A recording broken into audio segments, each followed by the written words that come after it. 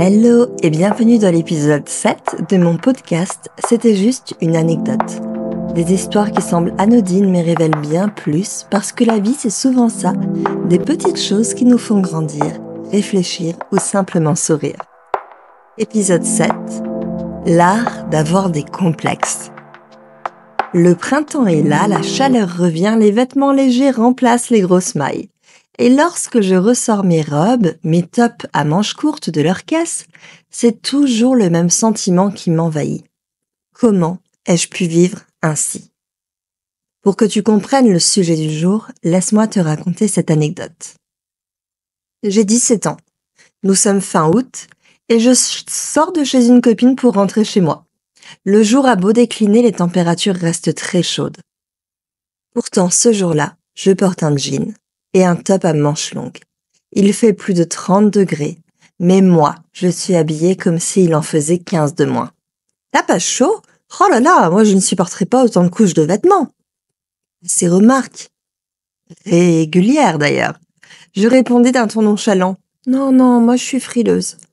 Mais la vérité était tout autre. Je suffoquais. Mon corps suffoquait sous cette chaleur. Mais mon esprit aussi. Ses pensées et ses complexes, j'étais si maigre, squelettique, comme disaient certains. Beaucoup pensaient que j'étais anorexique, et j'entendais à longueur de journée « Hey, il faut manger dans la vie, hein !» Mais je mangeais. Je mangeais plus que de raison justement pour grossir. Je mangeais gras, je mangeais sucré, je buvais des sodas. Non pas parce que j'aimais ça, mais uniquement parce que je voulais prendre du poids. Je voulais enfin que cette silhouette frêle, ses bras squelettiques, ses jambes qu'on comparait à des cure-dents, puissent enfin grossir. Mais je n'y arrivais pas. Alors, je cachais tout ça sous des couches de vêtements, pour ne pas attirer l'attention, pour que les passants que je croisais ne me jugent pas. J'avais l'impression que cacher mes complexes me rendait normale. Ce que je ne savais pas, du haut de mes 17 ans, c'est que quoi qu'il arrive, les gens pensent. Peut-être qu'en me voyant, ils ne se focalisaient pas sur mes bras trop fins. Peut-être qu'ils trouvaient juste étrange cette fille habillée si chaudement en plein été. Les complexes n'ont pas de raison. On aura beau dire à une amie qu'elle est magnifique, qu'elle est la seule à voir ses mollets soi-disant trop gros, elle ne nous entendra pas. Elle ne pourra jamais se voir avec nos yeux. Cette fille que je trouve absolument sublime, elle, quand elle se regarde dans la glace, malheureusement, elle ne voit pas la même chose que moi. Tu sais, un peu comme ces miroirs déformants qu'on trouve dans les fêtes foraines. Les complexes, ce sont des prisons invisibles. On pense qu'ils nous protègent, qu'en les dissimulant, on échappe au regard des autres. Mais en réalité, ils nous enferment. Parce que ce n'est pas le monde extérieur qui nous empêche de vivre librement. C'est nous.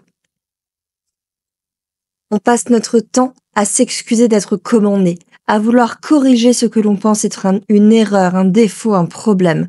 On rêve d'un jour où l'on se regardera enfin dans le miroir sans se juger, sans se comparer, sans vouloir être quelqu'un d'autre. Mais si ce jour ne venait pas, et si au lieu de s'attendre, d'attendre même, de s'aimer parfaitement, on décidait simplement d'exister pleinement, maintenant. Alors, ce n'est pas un chemin facile. Il y aura encore des jours où l'on voudra se cacher, des jours où l'on entendra cette petite voix qui critique et qui doute. Mais si on l'écoute un peu moins fort, si on choisit ne serait-ce qu'une fois de ne plus lui obéir, alors on commence à se libérer. Moi, le jour où j'ai compris ça, j'ai commencé à respirer. Mais il m'a fallu 30 ans pour comprendre ça. Pendant les 30 années suivantes, ou du moins les 30 années précédentes, je cachais mon corps. Ou alors j'achetais énormément de vêtements. C'était presque compulsif. J'achetais autant de vêtements parce qu'en fait, l'attrait de la nouveauté, le fait de porter ce nouveau vêtement, je ne me focalisais pas sur mes défauts puisque j'étais trop occupée à regarder ces nouvelles matières, ces nouvelles couleurs sur mon corps. Alors si je peux seulement te dire une chose avec ce podcast, c'est que oui, tu as des complexes. Finalement, on en a tous. Mais parfois, à trop les pointer du doigt, c'est ça qui fait que les autres les voient. Et je suis désolée, mais je ne vais pas finir ce podcast en te donnant la recette miracle pour ne plus avoir de complexes, la formule magique pour apprendre à s'aimer. En réalité, moi, j'ai réussi à dépasser mes complexes grâce à mon burn-out ou à cause. Je préfère dire grâce. Parce qu'en fait, quand tu te fais juger par autant de personnes, que ce soit tes collègues de travail, ton environnement proche, ta famille, tes amis, qui finalement ont tous une idée de pourquoi tu es en burn-out. Et puis attention, je jette pas la pierre, c'est normal qu'on parle sur les gens et qu'on essaie de comprendre. Eh bien en fait, quand tu te fais autant juger par tout le monde, à côté de ça, tes bras fins, qu'est-ce que c'est? Donc je ne te souhaite pas d'en arriver à là pour apprendre à t'aimer. Mais si aujourd'hui tu te surprends à vouloir te cacher, essaie juste autre chose, fais un petit pas à contre-courant. Mets cette robe que tu aimes tant, ose ce geste qui te fait peur, regarde-toi avec un peu plus de douceur. Parce que s'aimer, ce n'est pas un grand saut, c'est une multitude de petites victoires. Donc la prochaine fois que tu porteras une robe, au lieu de faire une fixette sur tes mollets, tu peux peut-être regarder tes épaules, ton buste, tes cheveux, tes yeux. À chaque fois que tu voudras regarder tes mollets, relève ton regard et regarde ce que tu aimes chez toi. Je te dis à la semaine prochaine. Affectueusement, Dina.